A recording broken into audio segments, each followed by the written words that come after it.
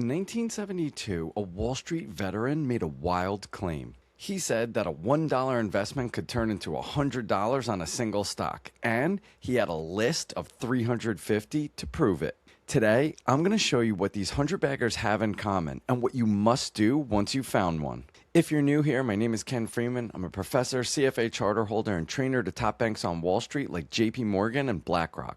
I help regular investors build wealth faster and easier using the same Wall Street tools that I teach the pros. Today, you find out how to spot these 100x stocks and if you have what it takes to get there. Is a 100 bagger something that you find or something that you survive? A 100 bagger is a stock that pays you back 100 times over, so a $10,000 investment turns into $1 million. The bigger the dream, the louder of the fear of missing out, and that fear is what makes you buy at exactly the wrong time. Buying a stock just because someone famous did is how you get burned. Take control. Just scan the QR code on the screen. If you built the perfect investment in a lab, what would that even look like? It would be dirt cheap when nobody wanted it, and small enough to still run for years. It would grow for 20 years without quitting.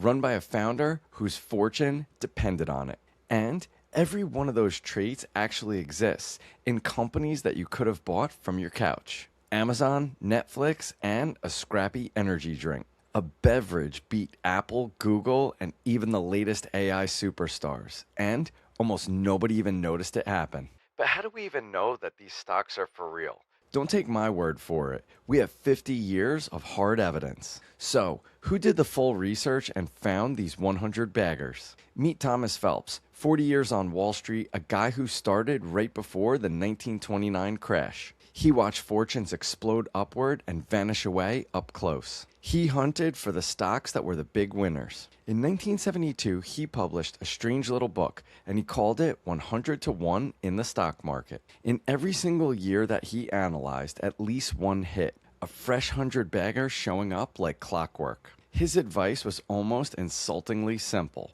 Buy right and hold on. It takes some guts to buy a great company, but the patience to hold it is far more difficult. So, just hold on. How hard could that be? Decades back, a money manager named Robert Kirby ran a wealthy woman's account for years. Then, one day, her husband passed away, and the widow handed Kirby his private account. It turns out that the husband bought every single stock that Kirby recommended.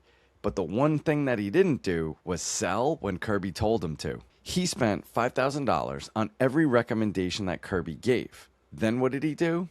He ended up tossing the certificates in a box and completely forgot about them. Some had reduced down almost to nothing, but others had quietly ballooned to $100,000 each. And one exploded to $800,000 all by itself, bigger than his wife's entire actively managed portfolio. That one tiny bet was a company called Haloid, which you know of today as Xerox. The man who did nothing beat the pro who did everything simply by refusing to sell. They call it the coffee can, and it's your cheat code. Now, fast forward to a fund manager named Chris Mayer. He reran the entire study from scratch. He mapped every 100 bagger from 1962 to 2014, and he came back with 365 of them. Microsoft, Walmart, Comcast, all sitting right there in front of us. Names that we know now, but back then, nobody knew.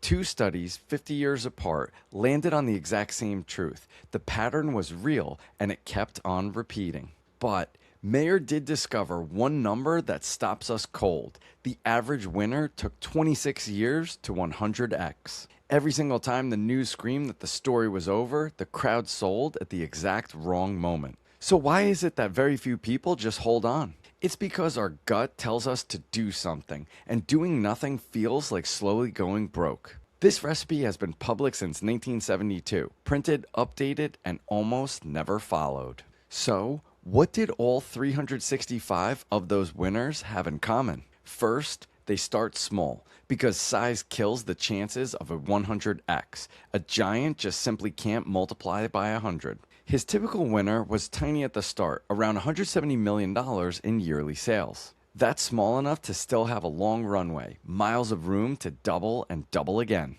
Second, they grow fast and for a long time, around 20% year after year. And they pour their profits right back into the business, so that growth compounds. Now, the engine that makes the whole thing explode, the profit climbs, and the price on it climbs too. Grow the profit 20% per year over 2 decades, and then let the crowd pay 5 times more for it. 20 times 5, that's your 100 bagger. If you miss either engine, the whole magic dies. You need both firing at the same time. Third, a founder usually sits in the chair with a giant slice of his own future on the line. When the boss can go broke right beside you, he guards every single dollar closely. Bezos owns nearly 20% of Amazon on the climb upward, and he ran it for 20 years. If the map is this clear, then why does everybody get lost? Only 20 of the 365 that he identified did it inside 10 years. The rest made you wait and stress for decades on a brutal ride that shook out even the strongest. You can find the right stock and still lose if you don't know the value of it. Change that. Just scan the QR code on the screen. How do actual 100 baggers perform on their way up? Receipt 1, the winner that built the whole legend. Rewind back to 1992. Energy drinks barely existed and the whole idea sounded like a gimmick. 2 partners bought a sleepy little juice company, Hanson's, for about $14 million. Rodney and Hilton were immigrants chasing one wild idea, that America wanted a bigger, louder energy drink. In 2002, they rolled out the Black Monster can, and sales went absolutely skyward. They renamed Hanson Monster Beverage, and it became the best stock of the last 30 years. It ran wild, up 800,000% since 1995. That is roughly 35% per year for 3 straight decades. A few $1,000 in Monster turned into more than $1 million. It hit 100 times your money in under 10 years. But almost nobody rode it in a straight line. It got cut in half more than once along the way. Receipt number 2, the winner that imploded before it ripped. Amazon went public in 1997 at a tiny price, and the early believers felt like geniuses. Bezos kept telling everyone to ignore the price and just watch the customers keep coming back. By 1999, it was the hottest name on the planet, an online bookstore swallowing the whole world. Then, the dot-com bubble exploded and the stock cratered more than 90%.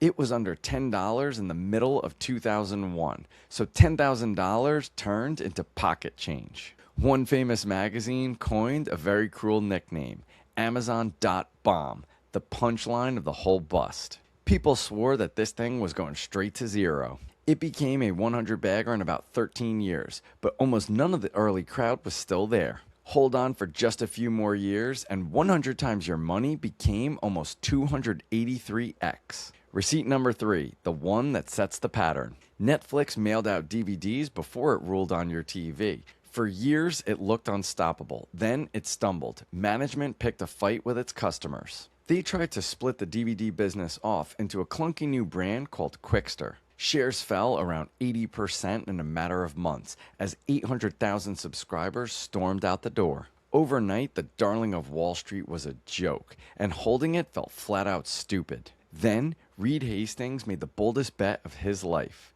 He wagered the whole company on its own shows. That gamble is why it streams in your house right now, the same company that Wall Street had left for dead. Then, in 2022, it got cut in half again. And again, the crowd swore this was finally it. 3 legends, 3 errors, 1 similar scar.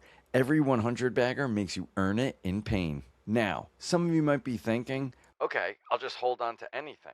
But that's the wrong lesson too. Plenty of stocks fall 90% and simply die. Holding a loser to zero is not the plan. Receipt number 4, and this one is not finished yet. Somewhere in the market today sits the next monster. Small, boring, and run by a founder that nobody rates. The next 100 baggers are being born right now. Mayer put it as plainly as it gets. The hardest part is keeping it, holding on to it. So what does this all mean for you? Chasing a better stock screen is not going to save you. Stopping the urge to sell will. Run one question before you ever buy again. Could you hold this through a 70% crash? Be honest about what your answer rests on. Is it the business or just the price going up? If it's the business, still growing, still winning, then a crash is a sale. You hold or buy more. If it's just the green on the screen, then the first drop takes you out and the 100x happens without you. In the end, you're betting on one thing: your own patience. That one question works on Monster, Amazon, Buffett, and the boring stocks sitting in your 401k right now. I have 4 potential 100 baggers in my portfolio right now. Scan the QR code on the screen to see them and my other holdings. What is the one stock that you'll never sell? And the one stock that you have right now that you think is going to be a 100 bagger? Let me know in the comments below. As always, be relentless.